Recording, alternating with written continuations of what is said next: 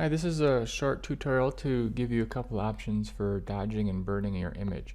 Now, for the sake of simplicity, we're not going to go into the exact definitions of dodging and burning, but the idea is that when you dodge, you're lightening part of it. When you burn, you're darkening part of it. Now, I don't. The tools that Photoshop has built in for dodging and burning are okay. Now, the thing that I don't like is that you can't do this effect on a new empty layer, so you're working directly on your pixels. So to give you an idea here, you can see that we've got the burn tool selected, and we've got our midtone and exposures, and nothing happens because there's no pixel information there for it to work on. So in order to use it, you have to be over your pixel layer and you're actually editing your pixels. And of course, if you're going to use this one, you can change your range, so you're working more on your darks. You can change it so you're doing the highlights, and these are how these different tools work. You can of course adjust your exposure a little bit. Protecting tones will help you from going too far, either to have clipping in your shadows, your highlights. The dodge tool works the same way, just opposite. So here we're lightening, and you can see how that works, and you can actually get some pretty nice effects, but again, you're working directly on your pixel layer, and so it's a destructive sort of methodology.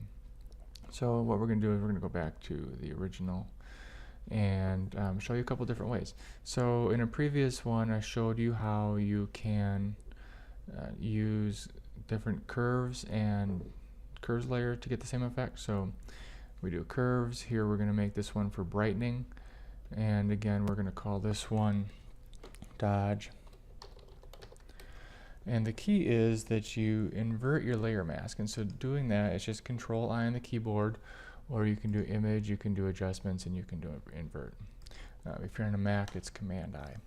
And once you do that, then you can paint with a white brush, and if you keep it at 100% opacity and flow, it's just either an on or off kind of solution, and that's not really what you want.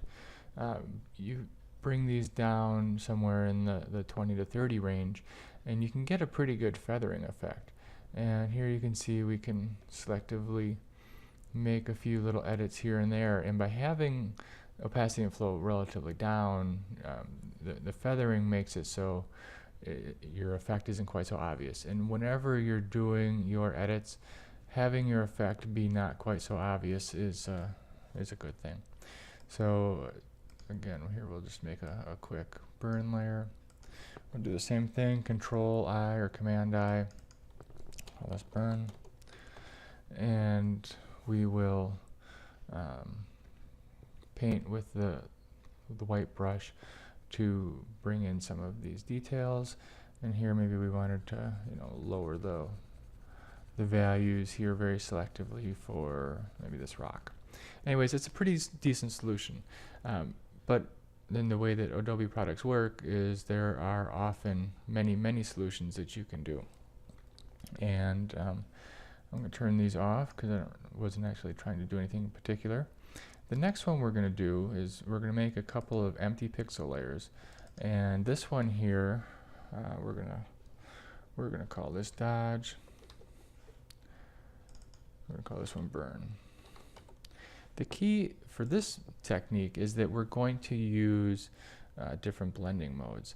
And to make this a little easier to understand, we're going to go dodge, and we're going to call this screen so that you remember what I'm doing. And here we're going to call this multiply.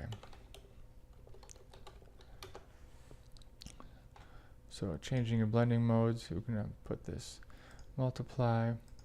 And of course, if you want, you can use these layers here with layer mask. So you can go ahead and you can paint in your initial effect, but then if you decide it wasn't quite right, you can add a layer mask and you can go ahead and edit it using the same sort of brush tools that you're using elsewhere. Of course, since these are empty pixel layers, other than what we're going to add, you can always just use the eraser tool to erase what you want.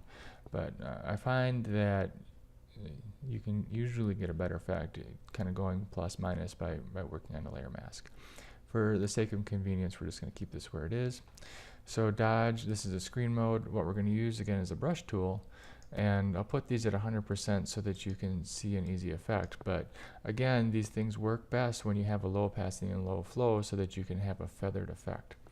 Now the key here is that you need to be painting with a neutral color, and somewhere right in the middle is actually ideal. So you can see I've got 128, 128, 128, and that's a pretty much a middle gray. So the key is to just make sure you got your brush mode on normal. Here is where you're changing your blending mode, and you can see how that works. So you paint it in there, and this is the dodge. Here we have it on multiply. You can see how it works, just the opposite way. And again, you know, these are not things that you want to have either completely on or completely off. You want to have these as a feathered effect. So we're gonna go back a couple of layers here and show you how it might work to a nice effect. Let's say we wanted to change and darken a little bit the some of this graffiti. Make sure that your brush tool is more or less where you want it, and you can see you can add some pretty subtle little details. So here we're gonna maybe bring up this a little bit. Here maybe we want to darken this one here just a little bit, and you can see how you can pretty easily add a little bit of extra dimension using very small little brush strokes in order to emphasize things that you feel need emphasizing. So that's the basic idea here. You could also, instead of doing individual brush strokes on an empty pixel layer, another option might be to fill the whole layer in with a color.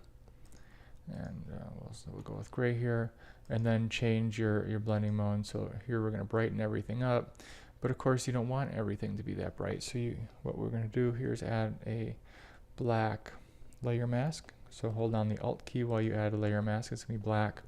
So now if we paint on the layer mask, then it's basically the same effect that we were getting here, except that you're adding your edits on your layer mask instead of on a pixel layer. You may find that your file sizes will be very slightly smaller doing it this way rather than doing it this way. You know, maybe not. It's going to be pretty inconsequential either way. So the one last thing I wanted to show with this before we wrap it up here is that if you have an image that is a little bit overexposed or a little bit underexposed, and you didn't want to edit it in Camera Raw or Lightroom, which of course those are good options, if you click on the RGB layer, basically what you're getting is a luminosity mask. So here we're going to add in, we're going to duplicate this background layer. Once we add our layer mask, you can see that basically what we have is a black and white version here. So if I hold down the Alt key while you click on that, you can see exactly what this layer mask looks like. So clicking it on and off, nothing happens. Again, let's turn these off so it's clear. The key is that you use your different blending modes. So if you do multiply, you can see everything's just a little bit darker. If you do screen, it's just a little bit lighter. And working with these kind of detailed layer masks can give you an overall effect. And then of course you're not limited to just using your layer mask as it is. You can further edit this using your different color brushes. So anyways, I give you a few different tools here that you can work with for modifying your image. I can post this Photoshop file to the classroom too, so that you can see how these layers work. Let me know if you have any questions, and happy editing.